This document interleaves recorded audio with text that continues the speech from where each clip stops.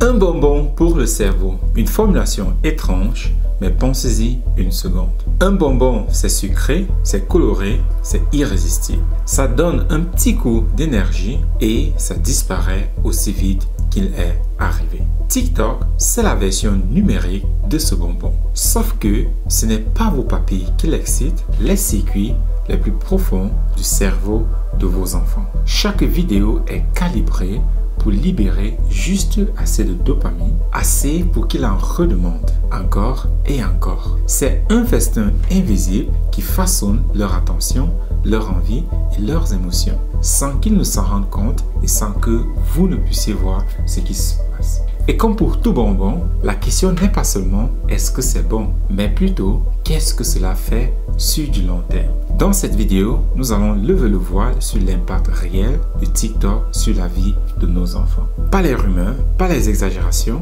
mais ce que disent des données scientifiques. Vous allez découvrir comment TikTok reprogramme le cerveau pour capter et retenir l'attention, les effets mesurables sur la mémoire, la concentration, le sommeil et l'humeur, et surtout comment reprendre le contrôle avant qu'il ne soit trop tard. Si vous êtes parent, éducateur ou simplement inquiet de l'influence des écrans, vous devez absolument comprendre ce que se joue derrière ces vidéos de quelques secondes. Et si vous voulez aller plus loin, je vous invite à réserver votre présentation gratuite avec moi. Je vous montrerai comment mettre en place chez vous des stratégies concrètes pour protéger votre enfant et libérer tout son potentiel. Le lien est dans la description. Fermez les yeux. Imaginez un laboratoire. Pas de fioles, pas d'expérience étrange, juste des écrans. Et derrière chaque écran, un ingénieur, un neuroscientifique, un designer. Ils ont un objectif simple. Trouver la formule parfaite pour que vos yeux ne puissent plus se détacher de leur création. Cette formule, ils l'ont trouvée. Ça tient dans une boucle. Vidéo courte, plaisir immédiat, vidéo suivante. Chaque seconde compte. Chaque image, chaque son, chaque mouvement est calibré pour déclencher une minuscule explosion chimique dans votre cerveau. De la dopamine, la molécule du plaisir. La même que celle que libère du chocolat ou une victoire au casino. TikTok ne vous le dit pas, mais il ne joue pas dans la même cour que les autres applis. Instagram, Netflix, tous veulent votre attention. Mais TikTok l'a réussi à son format le plus concentré. Quelques secondes pour séduire, captiver et vous donner l'envie de rester. Vous tirez le levier et parfois, jackpot. Vous tombez sur quelque chose de drôle, d'étonnant, de choquant. Votre cerveau adore l'incertitude et TikTok le sait. C'est ce qu'on appelle le renforcement variable. Exactement la même stratégie que les casinos utilisent pour vous faire rester plus longtemps. Et le plus troublant dans tout cela, c'est ça marche encore mieux chez les enfants. Leur cerveau est plus malléable, plus curieux, plus sensible aux récompenses rapides. Et chaque scroll devient une promesse. Et si la vidéo suivante était encore meilleure? Tout ceci n'est pas du hasard, c'est de l'ingénierie de l'attention. Une fois qu'on est pris dans cette boucle, il est très difficile de s'en sortir. Et puis un jour, vous vous rendez compte que quelque chose a changé. Pas chez TikTok, mais chez votre enfant. Il ne tient plus en place quand vous le demandez de se concentrer. Regarder un film d'une heure, impossible. Lire une page sans jeter un œil sur son téléphone, mission presque irréalisable. C'est subtil au début, mais à force de vivre dans un monde où tout se passe en 15 secondes, le cerveau commence à oublier comment gérer le temps long. La capacité à rester attentif, à mémoriser, à comprendre des idées complexes s'effrite. Et c'est pas tout. Certaines tendances banalisent les troubles mentaux comme le TDAH ou le syndrome de Gilles de la Tourette. D'autres propagent des fausses informations et l'algorithme sait comment vous enfermer dans une bulle qui confirme vos croyances. Peu importe qu'elles soient vraies ou fausses, la désinformation n'a jamais été aussi rapide.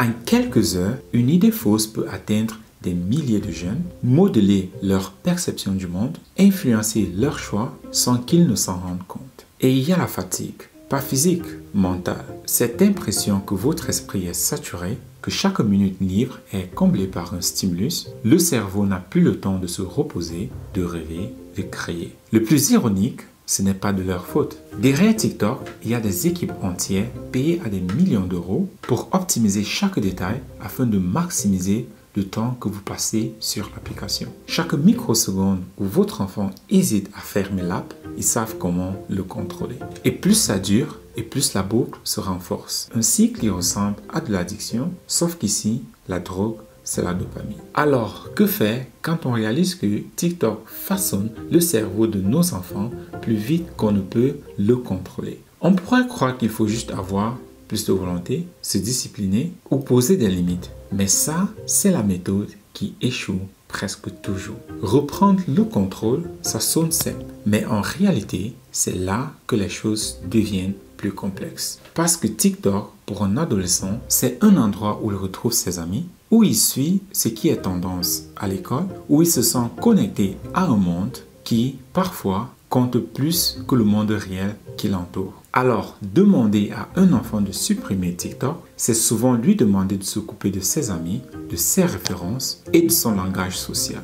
Et pour un jeune, cela peut être ressenti comme un isolement total. C'est pour cela que la solution ne peut pas être juste enlève l'application. Elle doit venir du parent et commencer par l'environnement. Un environnement où les réseaux sociaux ne sont pas la seule source de plaisir et de connexion. Où il y a de l'espace pour jouer, créer, explorer, rencontrer des gens dans la vraie vie. Ensuite, il faut éduquer. Pas avec des discours culpabilisants ni en jouant à la carte de la peur, mais en donnant à votre enfant les outils et les mots. Parce que sans vocabulaire, c'est impossible de mettre les mots sur ce qu'ils ressentent. Et sans mots, impossible de comprendre, encore moins de se défendre.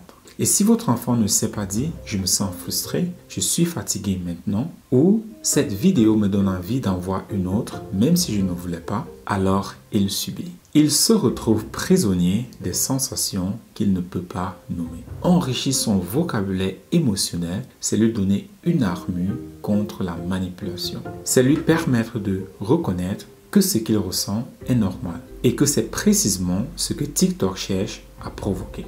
Il pourra alors dire « Je sais que cette envie de scroller, c'est juste mon cerveau qui réclame un coup de dopamine.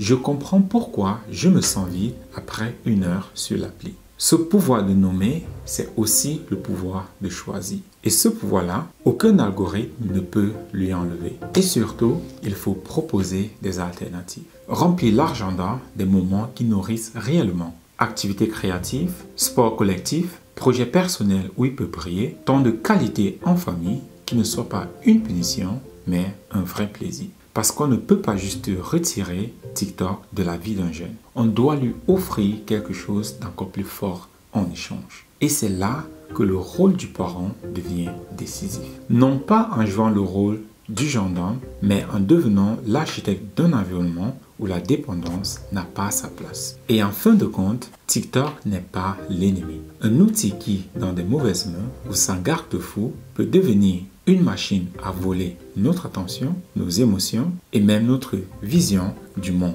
Mais ce n'est pas une fatalité. En tant que parent, vous avez plus de pouvoir que vous ne le croyez. Le pouvoir de créer un environnement où votre enfant n'est pas seulement protégé, mais surtout outillé. Le pouvoir de lui donner des repères, des mots et des alternatives qui ont plus de valeur que n'importe quel algorithme. Parce qu'au bout du compte, ce qui protège vraiment un enfant, ce n'est pas de le couper du monde numérique. C'est de lui apprendre à naviguer dedans sans s'y perdre. Et si nous arrivons à ça, alors TikTok ne sera plus une menace. Ce sera juste une option. Et si vous voulez aller plus loin, si vous voulez découvrir comment développer le génie de votre enfant, renforcer sa confiance, sa discipline et son intelligence émotionnelle, cliquez sur le premier lien dans la bio pour découvrir comment je peux vous aider à y arriver.